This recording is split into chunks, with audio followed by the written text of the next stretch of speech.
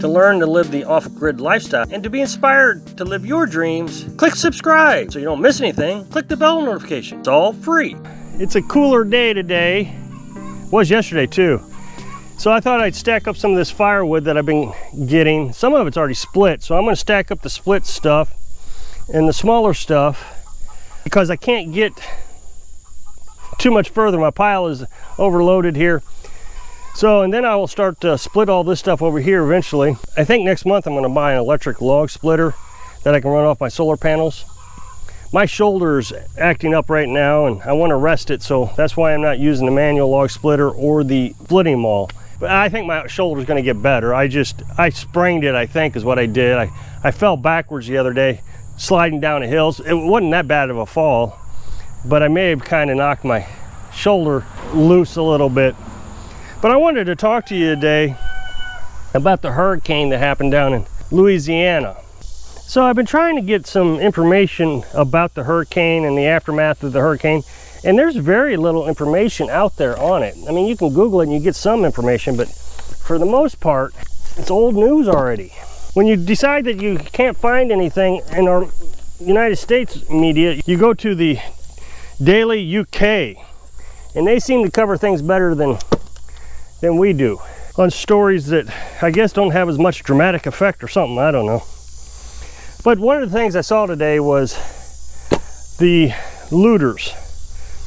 And it didn't look like the normal riot looters. It looks like these are people that are just hungry. And so it's the grocery stores they're going after this time, not the Best Buys. And so I wanted to discuss some of this today on what you can do if things go bad. First of all, you got to imagine that there are folks who just don't have the money to even prepare a little bit. They struggle to buy a tank of gas, much less 10 or 15 gallons of gas for their generator, much less being able to buy a generator, much less having a freezer full of food. So these folks, when something like this happens, are pretty desperate. They were almost on the verge of desperate before the hurricane, and now they're just really desperate. Now, before I get started, I'm not a prepper. I don't claim to be a prepper.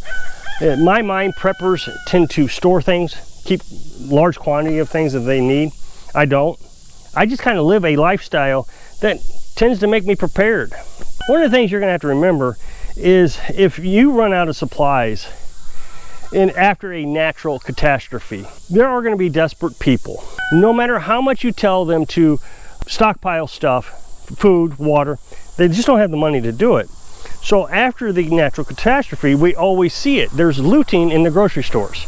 You got to remember that it's going to be very dangerous if you have to go out, because not only do you got the law enforcement to contend with and the disaster itself, roads being blocked, you got people who are going to want the same things you want. If you take the last tray of water and they need water, what are they going to do to get it? So my solution is be able to prepare yourself so you don't have to leave your place for a month. And I've proven it over and over again. We never have to leave here hardly. And the more our chickens grow and the bigger our garden gets, the less that we are going to have to go out. I feel like you should just live a lifestyle of preparedness, of just doing it. Hearing the rooster in the background.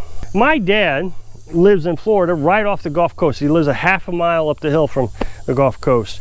And a few years ago, a big hurricane came through. I mean, he's rode out several hurricanes, but this was the biggest one he ever had to ride out. He couldn't get out in time. He was thinking about leaving, accelerated or something, and he ran out of time. He just couldn't leave, so he had to ride it out. He said it was pretty tough. Now, he's generally pretty prepared. One of the things he did is he set up his well water to be able to pump it off a generator.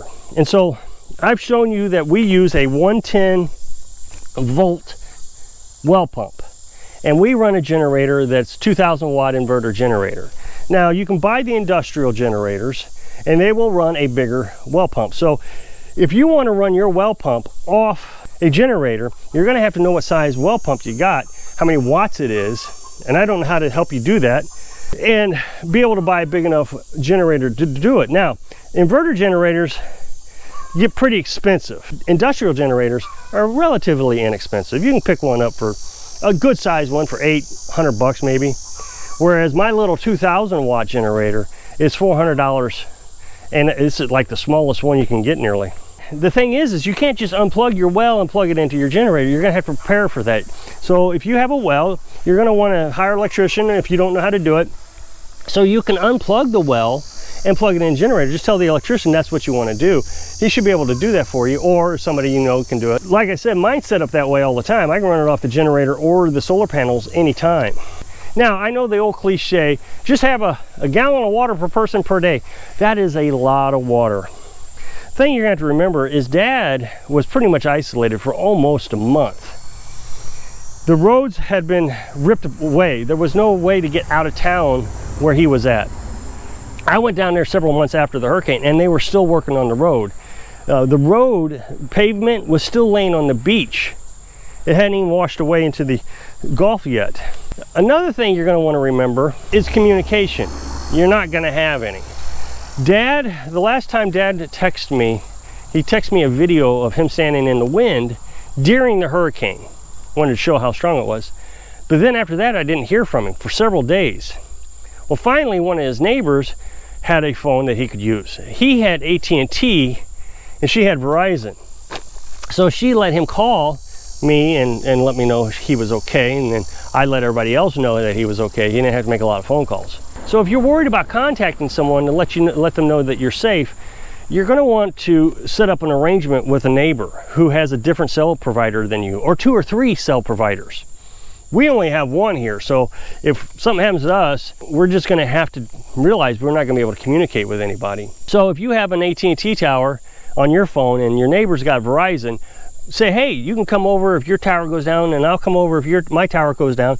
You contact one person and tell them, I'm safe, can you contact everybody else? You give them a list of phone numbers you want, or you can even have that pre-staged. And so now you have some electric, so you can pump your water. If you don't have enough water, like I said, you're gonna have to find some. Now, other options is if you can find a natural spring or a creek nearby you that you don't have to get out into public with, it's not too far away in case your roads are damaged, you might be able to use that. And all you really have to do to purify water is you can boil it. So you might want a gas grill. You might want to have a gas grill that you can boil water with, or you can put bleach in it. And you go to the FDA's website, the FDA will tell you how much bleach to put in per gallon of water. If you don't like the taste of bleach, or you're worried about the bleach, let it sit out on the counter for an hour after you purify it. The bleach will evaporate and all the viruses and bugs and nastiness will be gone. Remember though, the water's not going to taste good. Just be ready for that. And that's a really hard thing to do also. I know when Carolyn and I, the camper burned down when we were nomads, we were getting water out of this faucet and it was rusty water. We were Berkeying the water before the camper burnt down. After the Berkey burned up, we just drank the water straight.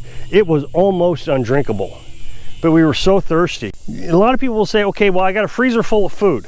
Well, a freezer isn't going to do you any good in a hurricane if you lost electric. My grandma had 2 freezerfuls of meat one year. Well, she always had meat, just full. Those freezers were always full. She had a storm come through that knocked out her power for 2 weeks. Remember, the freezer is dependent on the electric. So if you don't have a generator, and the thing about industrial generators is it uses a lot of gas. The industrial generators, depending on what size you have, last about 3 hours on a gallon of gas. Whereas Champion inverter generator or Honda generator, they'll last about 11 hours on a gallon of gas. So what I do is I charge my battery bank, and then I invert the batteries through an inverter. You can buy them at Walmart, and then I run my refrigerator off the inverter. But having 2 freezers full of food, you're going to need a lot of batteries to do that. So I recommend canning food. So we can chicken, pork, hamburger. We've got 140 days worth of food. 1 pint of meat, that's what we can, pints of meat will last us 1 meal. Now what Carolyn does is she'll make beef stroganoff with a hamburger, for example. Something that she can add things to. Noodles, seasoning, flavors. Chicken, she'll make chicken noodle soup. We use egg noodles, noodles that we can make with our eggs. So I recommend canning because it preserves so well. A lot of people say, well, how about smoking and just dehydrating? You can do that, but you're not going to get the shelf life that you're going to get out of canning. One of the things you may want to consider is if you have no shelter, say your house is flooded. One of the things that I learned during Hurricane Katrina was if you can find a library, that was the only place that was not looted during the hurricane. And it's pretty typical. People don't go to the library. Nobody's wanting to steal books. So you might be able to take shelter in the library. Now, of course, that could be criminal activity. Some states allow you to enter a building without authorization if it's a survival situation. So you might want to check into your local laws to find out if you can do that. Now, for wintertime survival, you got to have an alternate heat source. That's the one thing that's going to get you in the winter. Is lack of heat. We saw that down in Texas last year. So whether you decide to go get a blue flame heater and you can run it off a 20-pound propane tank, or you have wood heat, you got to have a backup heater system. Now, as far as security, I don't talk about defending yourself. I never have and don't intend to. But as far as security, we put these little alarms around our place. Now, a lot of people are going to say, oh, I got cameras, I don't need to worry about it, I don't need alarms. Well, remember, you're not going to have electricity. We have a limited amount of electricity, so I can't have cameras. But I do have this battery-operated solar panel charging squeaker. I know it's a funny looking thing, but this helps keep the raccoons and stuff away from our chickens. Well, I've gotten a couple of these, and I can lay them around the property, and if I hear this thing go off, then I know I got a problem. Remember, people are going to want your food too. I hope I can inspire you to live a life of independence so you can live your dream. Thanks for watching.